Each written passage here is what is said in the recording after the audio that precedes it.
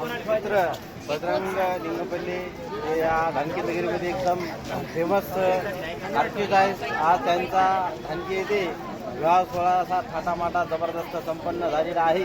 त्या निमित्तानं बऱ्याच दिवसात बजरंग वाट पाहता होती की